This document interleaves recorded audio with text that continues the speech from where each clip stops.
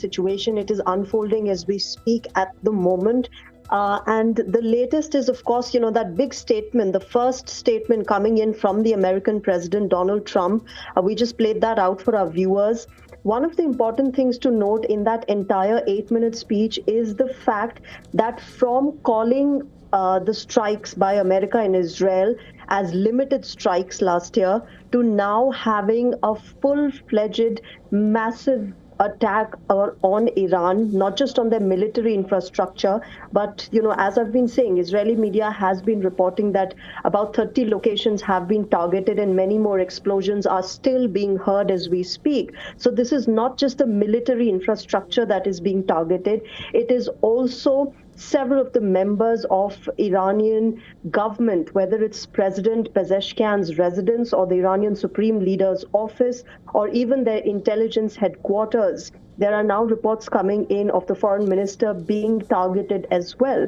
So this clearly is not a limited strike. It is not a joint operation by United States and Israel or against military infrastructure of Iran. It is clearly a regime change operation, something which Donald Trump has spoken about as well. The aim is to completely get the Iranian regime to collapse. In fact, Donald Trump in his address also appealed to Iranians. He had that demarcation that, look, we're against the Iranian regime under the Supreme Leader, but we are with you, the people of Iran, and this is now your time to choose who leads you. Well, that is something, that is still debatable as to how this moves forward, whether, the Iranian regime does succumb to these kind of strikes and whether the U.S. lets Iran have a new government in place, which is of the choice of the people of Iran. But that said, one of the most important things also from that speech is Donald Trump saying that Americans may be lost and that casualties may occur.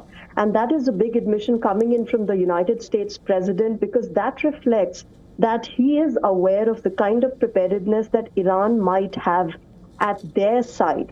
With weeks of preparation, with weeks of threats against each other, the American president as well as Israel are aware of the fact that Iran has armed itself up. It will have a retaliatory attack, something that the Iranian regime has been saying time and again.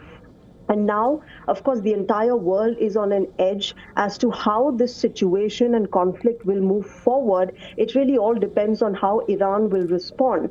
But just the fact that an American president has admitted that there may be casualties that, as happens in a war, and that American lives may be lost, clearly reflects that the American side as well as the Israeli side are absolutely and completely aware of how, when, and at what scale Iran can respond to these strikes. This is a very precarious situation, Shreya, because as the American president did say, and you did indicate there, that he says this is a war and American lives will be lost, people's lives will be lost because we are in a war. And it's actually interesting what the United States president did say. He announced that this is a major combat which is underway to destroy Iran's missile forces and annihilate the country's navy. Again, I will say that statement for the benefit of our viewers to understand the situation and to understand what is really happening between the United States and Iran. The President of the United States has categorically stated that this is a major combat which is underway to destroy Iran's missile forces and annihilate the country's navy. And I'll just read his statement verbatim. I know you did hear his statement and you saw his statement. For those who did not hear what the president did say, So the president did say, and I will say it verbatim, the United States military began major combat operations in Iran. Trump also added, our objective is to defend the American people by eliminating imminent threats from the Iranian regime. We are going to destroy their missiles and raise their missile industry to the ground.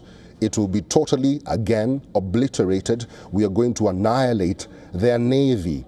He offered the military their immunity and certain death and told Iranians the hour of your freedom is at hand. Again, the president says to Iranians, the hour of your freedom